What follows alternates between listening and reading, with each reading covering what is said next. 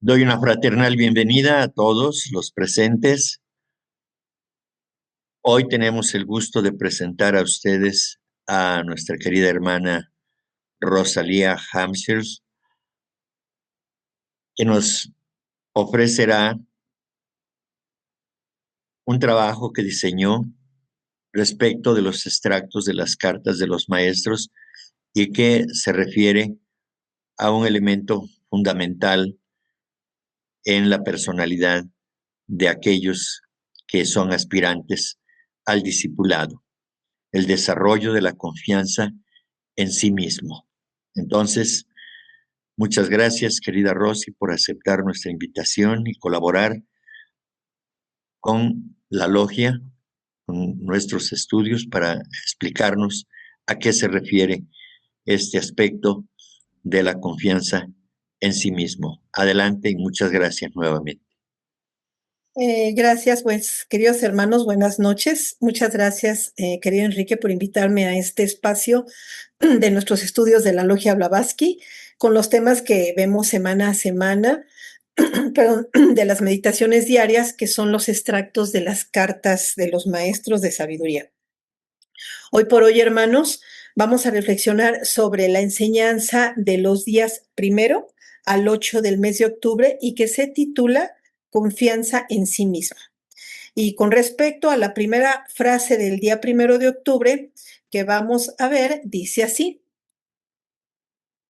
obliga a cualquiera de los maestros que elijas, haz buenas obras en su nombre y por amor a la humanidad, sé puro y decidido en el sendero de la rectitud, tal como se dice en nuestras reglas. Sé honesto e inegoísta, olvida tu yo, excepto para tener presente el bien de los demás, y habrás obligado a ese maestro a aceptarte. KH. Bueno, pues aquí vemos que el maestro Cache nos refiere que para relacionarse con una figura espiritual o un maestro de sabiduría, uno debe actuar con pureza de intención, realizar buenas obras y tener un corazón altruista. Cuando se refiere que nos olvidemos del yo, no es solamente el yo pequeño de la personalidad. Como podemos ver en este párrafo, nos refiere a que toda acción benefactora que nosotros hagamos por otros, bueno, pues dicha acción no debe estar ocultamente direccionada ni condicionada en un egoísta ideal para enaltecer nuestro crecimiento del yo superior, sin olvidarnos hasta de eso mismo por completo. Renunciar al apego de todas las acciones benéficas que hagamos, reconocer interiormente que ellas ni siquiera se conciban con la finalidad de adquirir nuestro propio crecimiento espiritual. Cada una de nuestras acciones debe de ser consciente, sin acarreo de ningún deseo o interés personal o egoísta. Dice Krishna en el Bhagavad Gita: aquellos que no lo hacen así son los que trabajan para alinearse con las leyes de la naturaleza y son aquellos que trabajan para la conciencia de Krishna, es decir, del yo superior. Olvidarnos del ideal egoísta de tener en la mira el acrecentar nuestro mérito espiritual para nuestro propio beneficio, tal como lo dice el maestro en esta frase, solo con la excepción enfocada en la total atención para el bien de la humanidad. Cuando realicemos nuestro deber, tal acción, tal deber, deberá de ser por amor al deber mismo, sin pensar en absolutamente nada más, hermanos. E igual, y de la misma forma, menciona el señor Krishna a Arjuna, su discípulo, en el Bhagavad Gita: diviniza tus acciones. Y eso precisamente sucederá en el acto mismo de la intención e intuición directa en la acción, ¿verdad? Sin que nosotros estemos escudriñando ni que veamos con ojos entrecerrados algún atisbo de deseo personal, espiritual, para elogiar nuestro ego menor que siempre se oculta, se esconde buscando esa vanagloria, ¿verdad? Las acciones deben de ser sin pestañear, únicamente en la profunda confianza, esfuerzo, atención y concentración que el trabajo que se da en tal acción deba de realizarse de modo absolutamente incondicional sin pensar en nada más. Una vez realizado, bueno, pues olvidarnos por completo del asunto, sin voltear atrás o repasar satisfactoriamente lo realizado, ya que de otro modo los pensamientos egoístas buscarán formas de encontrar recovecos donde colarse, de filtrarse y de congratularse. Ajá. Aquí el maestro Cache señala que la clave está en olvidarse de uno mismo y enfocarse solo en el bien común. Dice el capítulo 5.13 del Bhagavad Gita: el alma consagrada logra la paz inmaculada porque me ofrece los resultados de todas las actividades, mientras que una persona que no está unida a lo divino y que codicia los frutos de su labor se enreda. Las personas conscientes de Krishna, es decir, el ser divino interior, no se apegan a los resultados. Aquellos con conciencia corporal están apegados a los resultados de su trabajo, mas cuando se abandona el apego y se actúa con el cuerpo, la mente, la inteligencia, incluso con los sentidos, y tiene el fin de purificarse en el estado de conciencia de Krishna, no hay ninguna dualidad ni separatividad. Por lo anterior, hermanos, bueno, pues vemos cómo la sabiduría del Bhagavad Gita va de la mano con cada frase, con cada línea y cada reflexión de las cuales los maestros nos instruyen como si fuésemos niños, ¿verdad? Es imperante que estemos dispuestos a oír y sobre todo a escuchar con atención. Dice esta misma lectura del capítulo mencionado que una persona consciente de Krishna, es decir, del ser superior en nuestro interior, no desea ninguna clase de disfrute personal ni gratificación a través de ningún tipo de proceso de pruebas.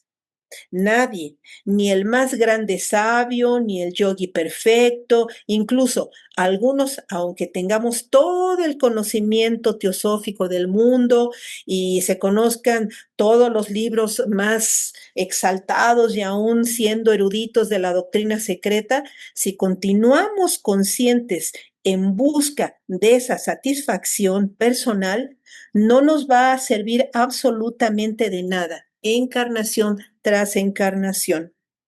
Dice el señor Krishna igualmente que si las personas actúan con todo su ser, con todo su pensamiento, inteligencia y toda su percepción que esté dirigida a lo superior, renunciando al apego de toda recompensa física y espiritual, no encontrará más separatividad. Su camino será en línea recta. No habrá sufrimiento, sino solo acción encaminada al bien de los seres. Y concluyendo, nuestro deber, hermanos, nuestra responsabilidad con pureza genuina, ahora sí que es nuestra sincera renuncia a nosotros mismos, a todo bienestar propio que la mente siempre nos va a estar mostrando, ¿verdad? Y que nos desvíe egoístamente por más glorioso que parezca. Ajá. Incluso hasta de reunirnos con algún maestro de la jerarquía espiritual. El día primero nos dice lo siguiente: el camino por la vida terrena tropieza con muchos conflictos y tribulaciones, pero el que no hace nada para vencerlos no puede esperar ningún triunfo. Maestro M. Y bueno, pues aquí el maestro nos enseña que la clave para superar los desafíos es reconocer, como decía Enrique precisamente ahorita en el estudio, reconocer esa voluntad divina en nosotros y mediante nuestro esfuerzo personal e individual seguir la disciplina espiritual con perseverancia para lograr nuestros objetivos teosóficos. En esta carta, el maestro M enfatiza la importancia de tomar acción y a confiar en nuestra intuición en lugar de quedarnos paralizados por la duda, ¿verdad? Igualmente nos enseña que la perseverancia es la clave para superar los obstáculos y enfatiza la importancia de tomar responsabilidad por nuestras acciones y decisiones. Por ejemplo, si hemos cometido un error, en lugar de culpar a otros o a las circunstancias, nada nos caerá jamás del cielo sin esfuerzo. Podemos tomar responsabilidad y aprender de nuestro error. Esto nos permite crecer y mejorar para el bien nuestro y del de los demás. Respecto a la frase, el que no hace nada para vencerlos no puede esperar ningún triunfo. Y bueno, pues el maestro M enfatiza la importancia de hacer la voluntad divina y seguir la disciplina espiritual para lograr la victoria en la vida. Algunos aspectos clave de sus enseñanzas, como en esta frase en particular, nos dice la maestra Blavatsky, HPB, que el maestro M es conocido por su disciplina estricta y su capacidad para conseguir que las cosas se hagan sin tomar atajos. E igualmente enfatiza que la vida es un don que actúa continuamente para satisfacer los deseos del hombre, pero que es necesario tomar acción para lograr los resultados deseados.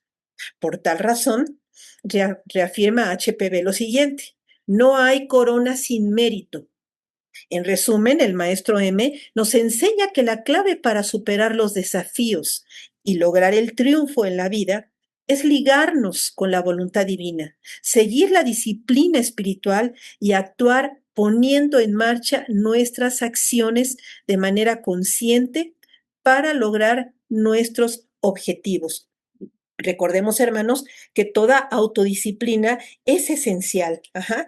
Y estos ejemplos nos ilustran de cómo al principio debemos actuar y ser proactivos y podemos aplicarla en diferentes áreas de nuestra vida. Y bueno, pues al seguir este principio con esfuerzo y amor, bueno, pues podemos poco a poco ir superando obstáculos y lograr nuestros objetivos.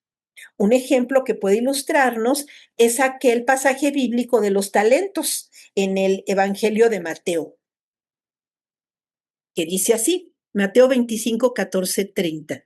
En esta parábola, un hombre que representa a Dios entrega diferentes cantidades de talentos, una forma de moneda en la antigüedad, a 3 de sus siervos antes de partir en un viaje. Los siervos reciben 5 talentos, 2 talentos y 1 talento respectivamente. El siervo que recibe 5 talentos los invierte y gana otros 5 talentos, duplicando su cantidad inicial. El siervo que recibe 2 talentos los invierte y gana otros 2 talentos, duplicando su cantidad inicial. El siervo que recibe 1 talento, sin embargo, lo entierra y no lo invierte, por lo que no gana nada. Cuando el hombre regresa, evalúa a cada siervo según su desempeño. Los siervos que duplicaron sus talentos son recompensados, mientras que el siervo que no invirtió su talento es reprendido y castigado. La parábola se utiliza para enseñar sobre la importancia de utilizar los dones y recursos que se nos han dado para crecer y producir frutos, en lugar de dejarlos sin utilizar por miedo, inseguridad o pereza. Y bueno, pues en resumen, el maestro M nos muestra que la clave para superar los desafíos es menester seguir la disciplina espiritual y actuar, no quedarnos en la pasividad, poniendo en marcha las acciones para lograr nuestros objetivos. Y vamos con el día 2 que dice así: primero debéis ayudaros a vosotros mismos en primer lugar, y cuando lo hagáis, pronto llegará otra ayuda. KH. Bueno, pues la autoayuda, hermanos, es un servicio para nosotros e igualmente es altruista y veamos por qué. Para los Mahatmas, ayudarse a sí mismo no es un acto egoísta. En las cartas nos enseñan que el desarrollo personal está intrínsecamente ligado al servicio a la humanidad. El maestro KH nos menciona que el deber principal de los adeptos es ganar conocimiento y diseminar a través de todos los canales disponibles tales fragmentos que la humanidad pues en masa pueda asimilar, ¿verdad? Por lo tanto, la frase implica que al esforzarnos nosotros por nuestro desarrollo espiritual, bueno, pues superando la ignorancia, los vicios, el egoísmo, por decir, nos convertimos en un agente más efectivo para el servicio a los demás. Nuestro propio crecimiento, perdón, se convierte en una herramienta para ayudar al mundo, ¿correcto? La ayuda de los maestros no es solo para nuestro beneficio personal, sino que se otorga para que podamos ser una fuente de ayuda para otros. Y uno más que sumemos para el servicio del plan divino de Logos. Todo esto viene a ser una síntesis de un principio fundamental que los maestros KH y M transmiten repetidamente. Finalmente, la frase pues nos sirve como una fuente, sobre todo más que esta fuente de conocimiento, una fuerte advertencia contra la pasividad y la expectativa de que el conocimiento o la ayuda caerán del cielo, ¿verdad? Somos nosotros mismos los que primero debemos de ayudarnos, tal como lo dice la frase 2. La teosofía, que es la sabiduría divina, tal como la enseñan los maestros, los mahatmas, requiere una participación activa, la investigación, la verdad y ahora sí que constante aplicación de los principios espirituales en nuestra vida cotidiana. No podemos estar pasivos todo el tiempo. En resumen, la ayuda de los maestros no sustituye el trabajo personal, hermanos, sino que lo potencia. Al dar el primer paso y esforzarnos por nuestra propia mejora, bueno, pues demostramos que somos estudiantes serios y dignos, abriendo así la puerta para que la guía y el apoyo de los planos superiores, bueno, pues nos alcancen, y a eso se refiere el maestro KH cuando menciona que llegará otra ayuda. Confiemos en nosotros mismos. En lugar de una sola cita, el concepto se desarrolla a través de las siguientes ideas. Esfuerzo del discípulo o chela. En muchas cartas a los maestros enfatizan que no pueden hacer el trabajo por el estudiante. El progreso espiritual no se regala, se gana a través de la disciplina, la meditación, la purificación del carácter y el servicio desinteresado. La ayuda de los maestros solo se extiende a aquellos que demuestran su seriedad y compromiso con la causa. Y el mérito espiritual, que, bueno, pues aquí las cartas dejan claro que la ayuda no se basa en el favoritismo, sino en el mérito personal. Los maestros no eligen a sus discípulos por capricho, sino que observan su desarrollo interno. La ayuda llega porque el estudiante se ha vuelto digno de ella a través de sus propios esfuerzos. En resumen, esta frase, cuya instrucción nos lo explica de este modo, es una piedra angular de las enseñanzas de los Mahatmas. La ayuda divina o superior es una respuesta directa al esfuerzo humano. Sin el esfuerzo inicial de la persona, la puerta para recibir dicha ayuda permanece cerrada.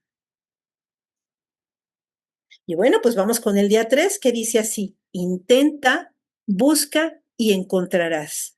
Pide y se te dará. Y bueno, hermanos, pues en esta frase que nos menciona el maestro ese, nos lleva directamente a esta otra que menciona exactamente lo mismo y proviene de otro pasaje bíblico precisamente. Y dice así: pedid y se os dará, buscad y hallaréis, llamad y se os abrirá. Mateo 7:7. Y bueno, pues por lo tanto, hermanos, la frase intenta, busca y encontrarás, pide y se te dará, se interpreta en este contexto de la siguiente manera. Intenta nos comenta que el primer paso es el esfuerzo personal. No basta con la fe o el deseo. Se requiere un intento activo y consciente de superar las propias limitaciones y de buscar la purificación. El maestro Serapis enseña que la disciplina y el esfuerzo son los pilares sobre los que se construye el progreso espiritual. 2. Busca y encontrarás. Esta parte se refiere a la búsqueda de la verdad y la luz interior. A través de la meditación, del estudio, del servicio, el altruismo, la autoobservación y la práctica constante de la disciplina, el estudiante eventualmente encuentra las respuestas y la guía que provienen de su propio ser superior y de los maestros. 3. Pide y se te dará. Esta es la culminación. La petición es la invocación o la oración teosófica llamada acción. Sin embargo, en el contexto del maestro S, nos explica que esta petición no es una súplica pasiva, sino una invocación desde un estado de conciencia purificado y disciplinado. Es decir, es la energía de nuestra autodisciplina la que hace que la ayuda de la divinidad o de los maestros sea una respuesta natural e inevitable.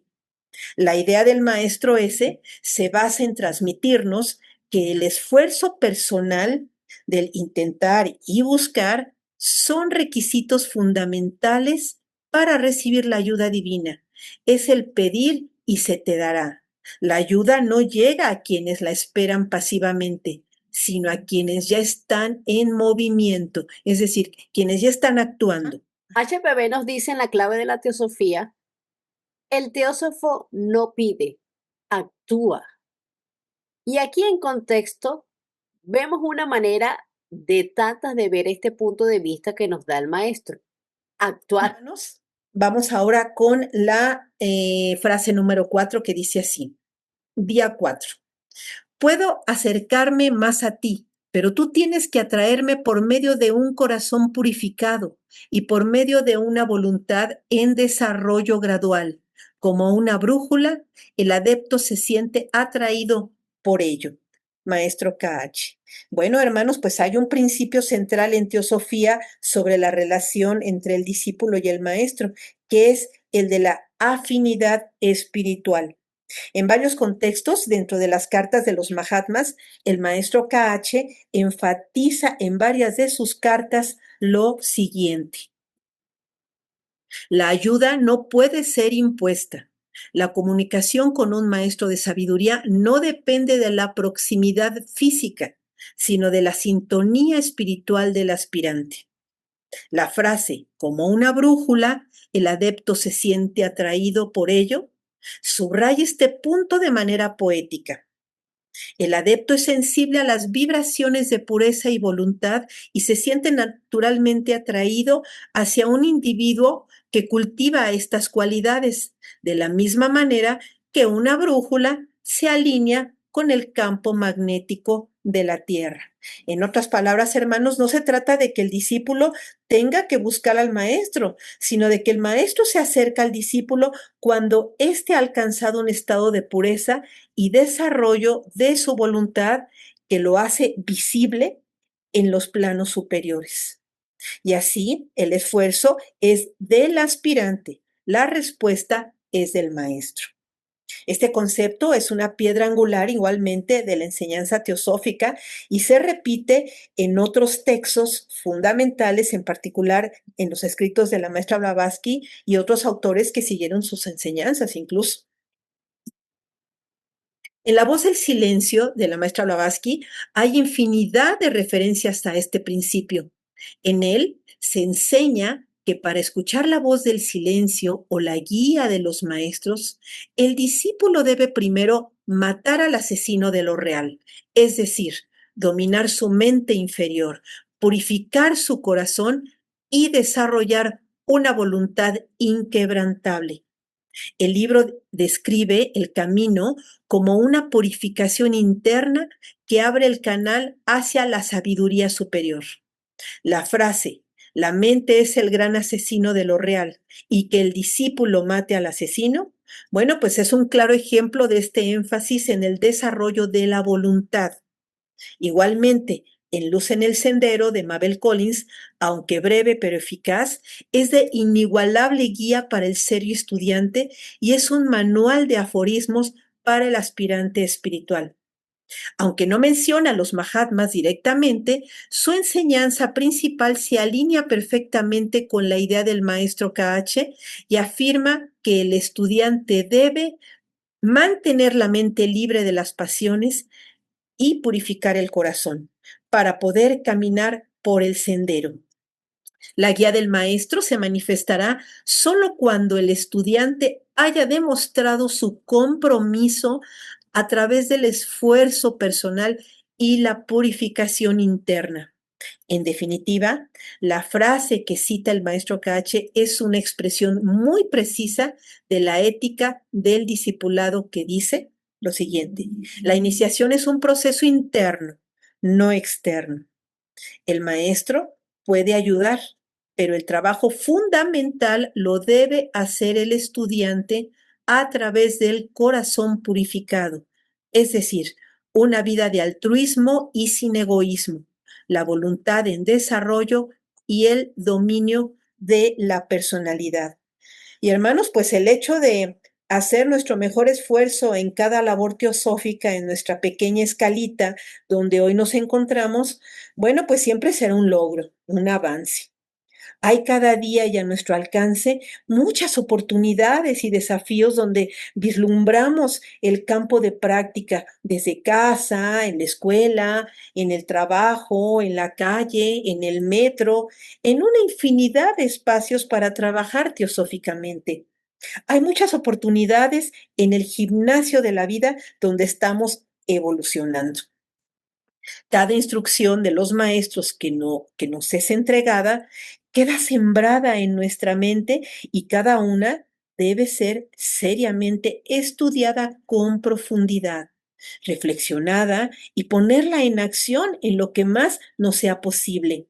Pero sobre todo, compartirla con todos aquellos sedientos de ellas y nosotros a su vez, bueno, pues haremos una extensión del pensamiento de ellos y como una infinita cadena extraordinaria, sembrándolas en otros hermanos, porque ellos a su vez, bueno, pues las sembrarán en otros y los otros en otros y en otros hermanos más.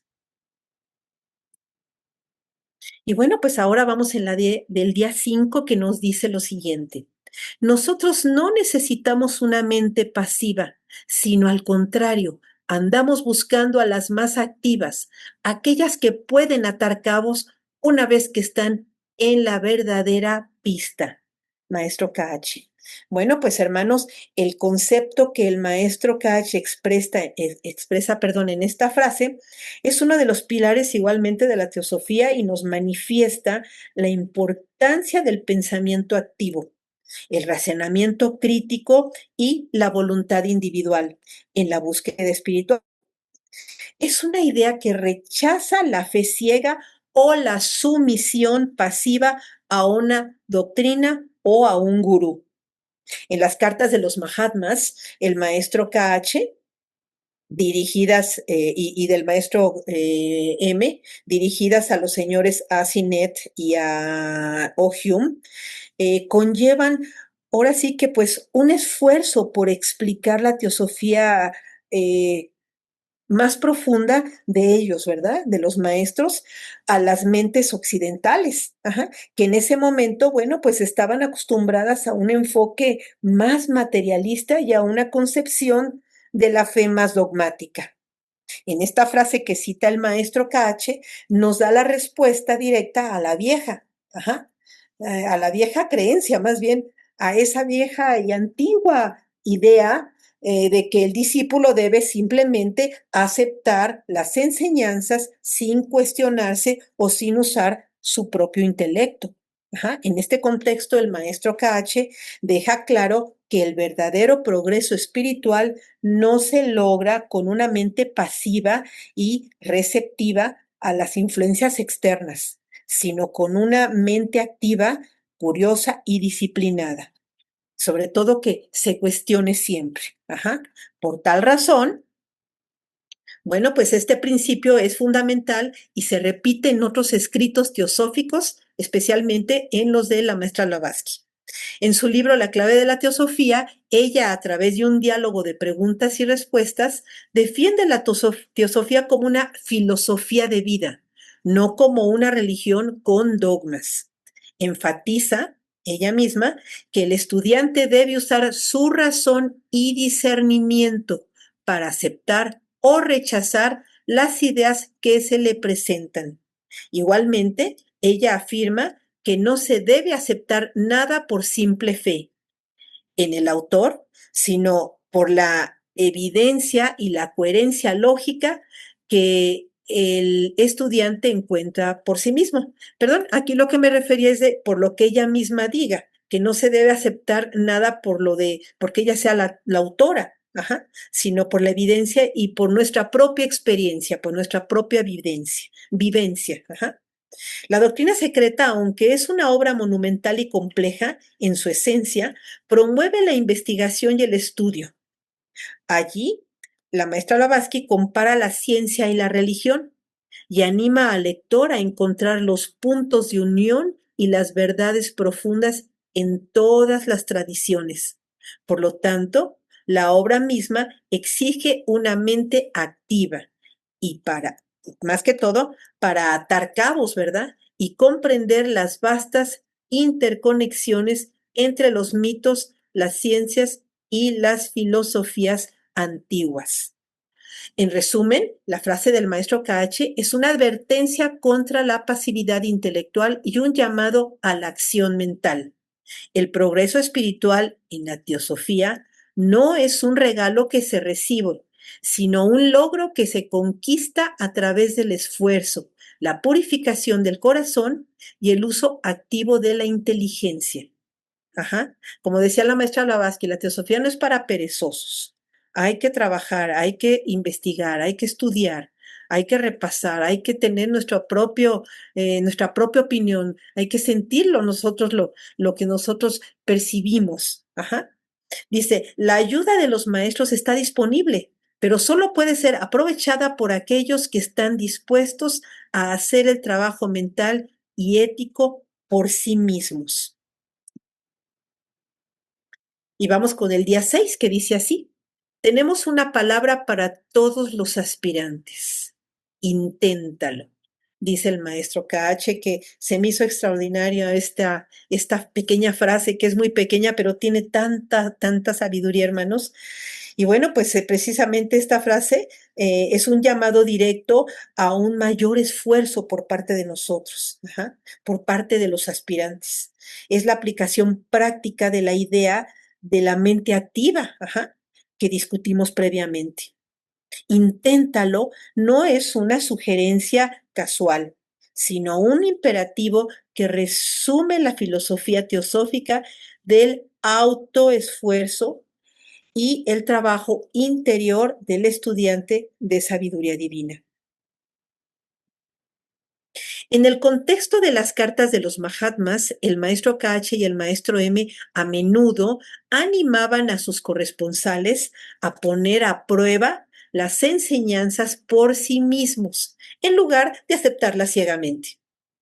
Esta es la esencia del inténtalo. La verdad espiritual, según la teosofía, no es una revelación que se acepta por fe, sino una experiencia personal que se verifica a través del esfuerzo y la práctica.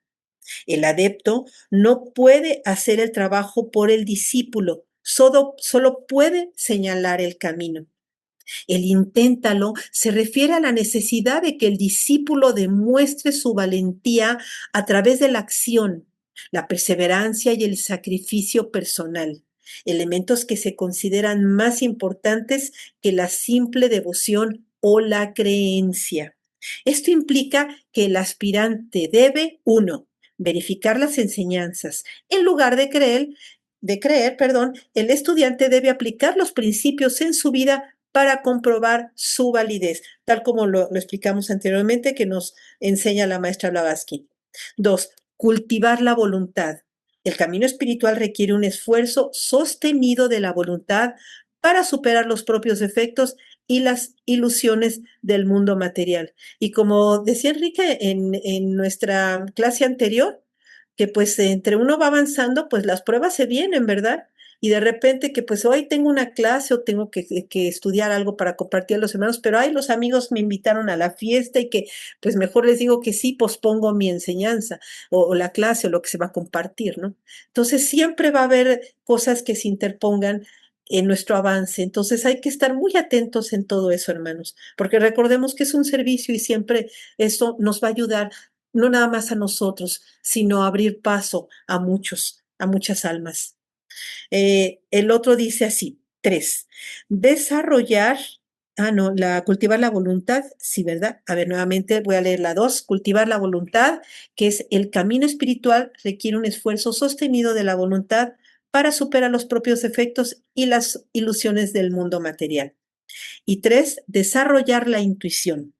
Solo a través de la práctica y el intento constante se puede despertar a la intuición, esa facultad que permite atar cabos y percibir verdades que la mente racional no puede captar por sí sola. Efectivamente, se nos van a ir haciendo surcos y en su momento habrá cosas que no podremos captar, pero poco a poco con nuestros estudios, con la práctica, con las enseñanzas de los maestros, se van a ir abriendo esos surcos y vamos a decir, ay, ahora sí ya entendí lo que en su momento no entendía, pero eso nos va a llevar a ese momento, a ese camino de esfuerzo, de práctica, de actividad y vamos a entender todas esas cosas que en su momento no nos quedaron claros, eso llegará, lo entenderemos, se abrirá esa puerta. Ujú. Y bueno, pues el concepto de un esfuerzo personal sostenido y la importancia de intentar se encuentra en el núcleo de varios textos teosóficos. La voz del silencio de la maestra Blavatsky está llena de exhortaciones a la acción personal. La idea de que el aspirante debe ser el sendero y el sendero debe de ser el aspirante es una manifestación de este principio. El progreso no es un regalo, hermanos, sino la consecuencia de un esfuerzo continuo y silencioso. A los pies del maestro de J. Krishnamurti, cuyo pequeño pero influyente libro, que fue dictado por el maestro Cacho a su discípulo, sintetiza los requisitos para el aspirante en 4 virtudes: control del cuerpo, control de la mente, bondad, la capacidad de discernir y estar contento. La consecución de cada una de estas virtudes es un acto de voluntad y un intento constante y disciplinado. Y en el libro de El océano de la teosofía de William Q. Judge, nos presenta la teosofía no como una mera teoría, sino como una ciencia práctica de la vida. Judge, como los maestros, enfatiza que el conocimiento teórico es inútil sin la aplicación práctica. El estudio de los principios teosóficos debe ir de la mano con el esfuerzo por vivir de acuerdo con ellos. En este sentido, el inténtalo es la base de todo progreso. Y pues en conclusión, hermanos, la frase del maestro KH es una declaración de que el camino espiritual, bueno, pues es una tarea de autoliberación en la que el individuo debe ser el principal actor, ¿verdad? La ayuda de los maestros solo llega cuando el aspirante ha demostrado su seriedad, su compromiso a través de un esfuerzo activo y persistente. Y vemos la frase de 7 que dice así: siembra semilla sana y escoge tu terreno, y el futuro te recompensará con inesperadas cosechas. Bueno, pues el contexto de esta frase del maestro Cache se centra en la ley del karma, uno de los principios fundamentales de la teosofía. La metáfora de la siembra y la cosecha es una forma muy directa de explicar esta ley universal de causa y efecto. Como contexto de esta frase, podemos mencionar lo siguiente. La frase mencionada por el maestro S nos da una analogía que compara las acciones humanas con las semillas y las circunstancias futuras con la cosecha. Al decir, siembra semilla sana y escoge tu terreno, el maestro S enfatiza la importancia de dos aspectos del karma. La calidad de la acción, que es la semilla sana. No se trata solo de la acción en sí, sino de la intención, el pensamiento y la motivación detrás de ella.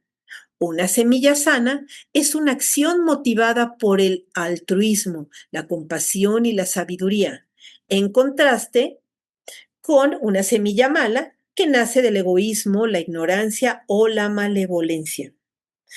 La elección del terreno, bueno, pues nos refiere al libre albedrío y a la responsabilidad personal. El ser humano tiene la capacidad de elegir las circunstancias y el entorno en el que actúa. El terreno representa nuestras decisiones y las condiciones que creamos para nosotros mismos, las cuales influirán en el tipo de cosecha que recibiremos. Y bueno, pues la promesa de inesperadas cosechas no significa que las recompensas sean casuales, sino que se debe a las causas buenas o malas que nosotros mismos movimos. Esas acciones que movimos antes es lo que vamos nosotros hoy a cosechar. Al sembrar buenas acciones, no solo cosechamos resultados positivos, sino que también contribuimos al bien del universo y cumplimos con el plan de evolución para contribuir con el plan de Logos. La ley del karma es un pilar de la enseñanza teosófica y su explicación se encuentra en casi todos los textos principales, aunque con diferentes énfasis. Por ejemplo, en la clave de la teosofía, la maestra Blavatsky define el karma de manera concisa como la ley de causalidad, que asegura que cada acción, pensamiento o palabra tiene una consecuencia. Ella lo presenta como un principio de justicia absoluta e impersonal, sin castigos ni recompensas de un ser divino, sino como un mecanismo inherente a la naturaleza. Afirma también que el karma es el que corrige la injusticia humana y todos los fracasos de la naturaleza. En la doctrina secreta se dedica un gran espacio a explicar el karma y la reencarnación como las dos leyes interrelacionadas que rigen la evolución humana. Igualmente, la maestra Blavatsky nos explica que el karma no solo afecta al individuo, sino también a la humanidad en su conjunto, y que su aplicación es una manifestación de la armonía cósmica. La metáfora de la siembra y la cosecha se amplía para incluir el destino de las razas y los ciclos cósmicos. Inclusive en el océano de la teosofía nos implica el concepto del karma para el estudiante occidental, enfatizando que es una ley de justicia perfecta y retribución, y subraya que a diferencia de la idea fatalista del destino, karma también incluye el libre albedrío. Cada pensamiento y acción es un semillero que generará las circunstancias futuras y los estudiantes tenemos el poder de controlar esas semillas para moldear nuestro destino. Y pues hermanos, en resumen, la frase del maestro S sobre sembrar y cosechar es una hermosa alegoría para la ley de karma, un principio que está en el corazón de la teosofía y que promueve, bueno, pues la responsabilidad personal, la voluntad moral y la comprensión de que cada acción, por pequeña que sea, tiene una resonancia en el vasto tapiz del universo. Y bueno, pues vamos con el día 8 que dice así, inténtalo, inténtalo, inténtalo. Dice él, el Maha Sabi. Y bueno, pues esta frase atribuida al maestro M es un poderoso llamado a la acción y a la voluntad personal que resume un principio, la clave de la teosofía. Ajá. En las cartas de los Mahatmas, esta frase no es solo un consejo, sino un mandato. Ajá. El maestro y su colega, el maestro KH, bueno, pues constantemente instaban a sus estudiantes como a Sinet y a Hume a no depender ciegamente de la información recibida, sino a ponerla a prueba. Ajá. Y la frase inténtalo, inténtalo se refiere a lo siguiente. 1. Verificación personal. El conocimiento espiritual debe de ser verificado por la propia experiencia del discípulo. El maestro no puede infundir el conocimiento, solo puede guiar al estudiante a donde éste puede encontrarlo por sí mismo, intentándolo. 2. El esfuerzo de la voluntad. Es un recordatorio de que el camino espiritual no es pasivo. Requiere una aplicación constante del esfuerzo, la disciplina y la voluntad para superar los obstáculos internos y externos. Es una forma de decir que la devoción o el estudio intelectual no son suficientes sin el trabajo práctico. La frase el Mahasabi no es un nombre reconocido en la literatura teosófica tradicional. Es muy probable que se trate de una imprecisión o una variación del nombre Mahachohan, que significa gran señor o gran jefe en sánscrito. Mahachohan es un adepto de muy alto rango, incluso superior a los maestros M y KH. Las cartas de los Mahatmas lo mencionan como la autoridad final a la que los maestros a menudo se referían y de quien obtenían permiso para ciertas acciones. En la jerarquía oculta, él supervisa a los adeptos y chelas, discípulos, bueno, chelas, discípulos, lo mismo, y su palabra es definitiva. Por lo tanto, es muy importante que que la frase, perdón, inténtalo, inténtalo, sea un mandato del maestro M, que tiene el respaldo y la autoridad de una figura aún más elevada, el Mahachohan, lo que subraya la seriedad de la exhortación. Y bueno, hermanos, pues en resumen, la frase inténtalo, inténtalo es un recordatorio de que el maestro solo puede mostrar la puerta. Y el discípulo es quien debe hacer el esfuerzo de cruzarla. El tema del esfuerzo personal es un requisito indispensable para el progreso espiritual en toda la teosofía. La maestra Blavatsky nos enfatiza la idea de que la teosofía es una filosofía práctica que debe vivirse y no solo estudiarse. Y además, ella niega rotundamente que el conocimiento pueda ser otorgado, debe ser ganado a través del esfuerzo. Del mismo modo, en La Voz del Silencio, que es considerado un manual para los discípulos, en sus textos abundan instrucciones que requieren un esfuerzo sostenido como sé el camino, porque el camino y el peregrino son uno. Incluso en las instrucciones que nos muestran en el libro A los pies del maestro, atribuido al maestro KH a través de su discípulo J. Krishnamurti, enumera las paramitas o virtudes que deben cultivarse donde cada una de ellas son el resultado de un intento constante y deliberado.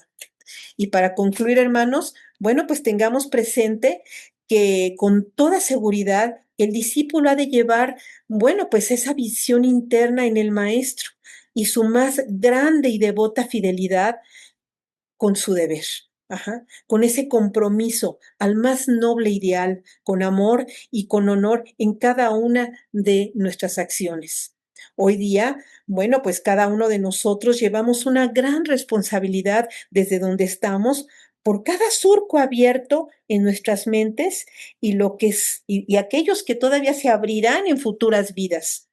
Y al ser nosotros recipientes donde se guarda una parte del conocimiento teosófico que llevamos de los maestros de sabiduría y de la maestra Blavatsky nos convierte en guardianes de tesoros que debemos salvaguardar, compartir y ser un impulso que contribuya desde nuestro nivel, en nuestra pequeña escala, ayudando así al plan de evolución para contribuir precisamente con el plan de Logos, en la ayuda a la humanidad en su despertar. Y bueno, hermanos, pues muy buenas noches y muchas, muchas gracias a todos por haberme escuchado. Gracias. Al contrario, Rosy, muchas gracias a ti por exponer este tema tan importante, porque yo creo que para tener confianza en uno mismo, en sí mismo, es necesario estar convencido plenamente acerca de lo que uno desea obtener en la vida. Y en este caso, tener confianza en sí mismo es tener confianza en el plan de los maestros, en la labor que están realizando y por supuesto que corresponde al plan divino.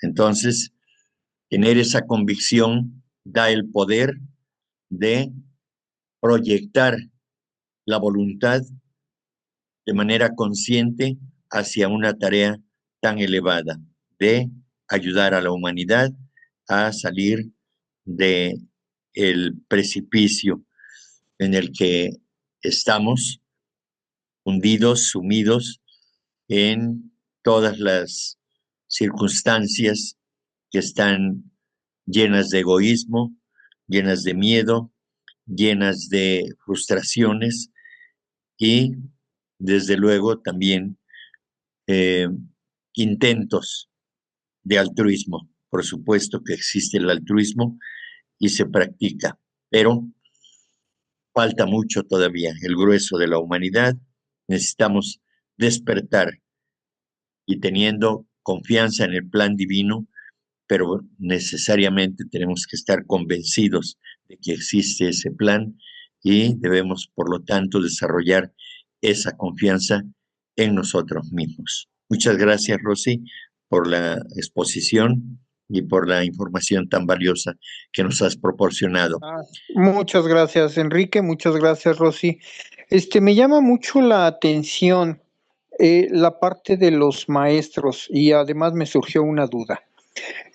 La parte que indican de que el adepto o el discípulo no pide ayuda, actúa. Y eso, la verdad, para mí, en mi situación, creo que es bastante contundente porque, pues, para mí sería muy fácil sentarme así en la banqueta y decir, pues ayúdenme, yo no puedo, no sé. Pero luego en el punto número 6, que fue el primero que me hizo brincar, fue inténtalo. Y en el punto número 8 es 3 veces inténtalo, inténtalo, inténtalo. Entonces, aquí los maestros no te dicen, es tu bronca. Claro que no. Te dicen, inténtalo, búscale, actúa. Y yo creo que siempre, siempre, siempre tenemos que actuar en todo lo que se nos presenta, ya sean problemas físicos, morales, espirituales, dudas, cosas de que o estamos seguros o no estamos seguros. Entonces, si estamos seguros, inténtalo. Ese era mi comentario. Y mi duda es, ¿quién es el maestro ese? Perdón por la ignorancia. Gracias, mi querido Héctorín, pues gracias por tu comentario muy sabio. Y sí, el maestro ese, bueno, pues si me permite, Enrique es el maestro Serapis Bey. Y sí, efectivamente que estos dicen que todo se mueve de una manera en que tenemos que estar en el momento y en el instante donde debe de ser. Todo tiene un plan perfecto, no existe la casualidad. Y si hoy nos acompañaste y todo algo te movió, es por algo. Acuérdate que en nuestra pequeña escala la divinidad siempre mueve todo para que lo que necesitamos en ese momento llegue a nosotros. Muchas veces me han comentado que en algunas conferencias pues son muy largas y dices, híjole, pues es que yo nada más me quedé con esto. Eso era lo que necesitábamos. Eso nos puede ayudar mucho en la vida. Entonces, todo lo que podamos abrevar y lo que se ajuste en ese instante a nosotros siempre es benéfico, mi querido Héctor. Gracias. Gracias, Rosy, como siempre, muy interesante y claro. Oye, Rosy, en el número 2, el día 2, se menciona que dice, ayudar a vosotros mismos en primer lugar. Y cuando lo hagáis pronto llegará el ayuda, Cach. Esto se refiere, me imagino, exclusivamente cuando nosotros buscamos la espiritualidad, cuando nosotros intentamos por lo menos mejorar nuestra condición desde el cuaternario.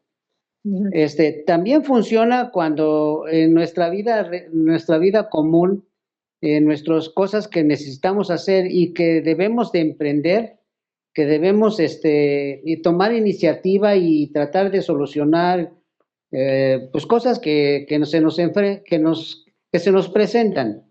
También funciona para esas cosas, como dijo el señor anterior, físicas, o nada más para las cosas espirituales. Precisamente, mi querido hermano, ahorita no sé si recuerden que hay un pasaje que leí de los talentos. Se me hizo un muy buen ejemplo porque precisamente ahí es la acción que toman esos hombres cuando se les da una responsabilidad, se les entrega un talento, una moneda de cierto valor. Y la idea no nada más del materialismo de que pues me voy a hacer rico, sino que tengo que ver cómo voy a ayudar, la encomienda que me da, que le da más bien el hombre a este siervo que es suyo, bueno, pues él confía en que pueda él hacer algo con eso para beneficiar, no nada más va a ser para su riqueza de él, obviamente es para beneficiar a otros. Y trabaja y bueno, pues lo convierte en triple, vamos, lo invierte. El segundo igual. Y el tercero, pues no, el miedo, la flojera y todo, y se acuesta y no hace nada. Y entonces recibe una reprimenda porque quedó en un estado pasivo que no, ni se ayudó a él, ni trabajó, ni hizo un esfuerzo, no quiso mover nada. Casi, casi del cielo, pues ya me llegará, ni modo, qué flojera. Entonces yo creo que ese esfuerzo, yo creo que es en ambos planos, ¿no? Ese esfuerzo se tiene que hacer de esa forma. Y una vez actuando nosotros en el mundo físico, pues siempre hay un rebote, siempre igualmente afecta al mundo en otro plano. Y definitivamente están interconectados. Todas las mejoras que hacemos no se quedan aquí. Recordemos que aquí nada más utilizamos un vehículo y las acciones, bueno, tienen su consecuencia. Y busquemos siempre las que sean altruistas, las que sean buenas, olvidándonos obviamente de pensar en cualquier tipo de gratificación, simplemente hacerlo porque es el deber, es nuestro deber. Y todo eso tendrá sus consecuencias, pero nosotros enfocarnos no en los frutos, sino más tener, como dice el maestro M, concéntrate en la acción y actúa.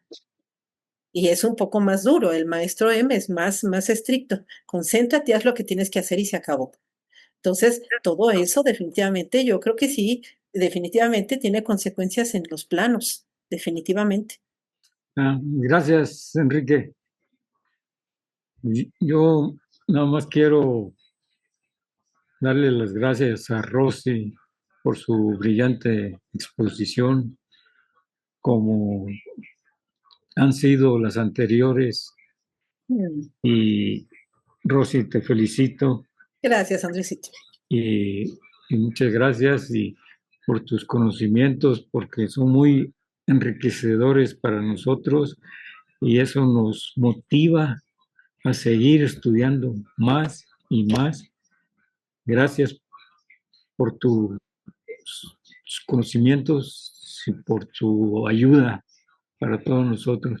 Es cuanto, Rosy. Cuídate mucho, te quiero. Gracias, yo también te quiero mucho, Andresito, pero no son míos, son de los maestros. Solamente soy una herramienta pues una herramienta para compartirlo con todos ustedes y todos esos, pues dicen que ni siquiera de los maestros viene siempre ha sido y siempre será, siempre han estado. solamente se han transmitido, y lo que podamos todos compartir para que a todos nos enriquezca y sea bueno para que lo pongamos en práctica, desde nuestra escalita, siempre va a ser bueno, mi querido hermano. Gracias, te quiero igual, y gracias por el placer de tu presencia. Gracias, Rosy. Pati, adelante, por favor. Gracias, Andrés. Sí. Hola, buenas noches, Enrique. Buenas noches, Rosy.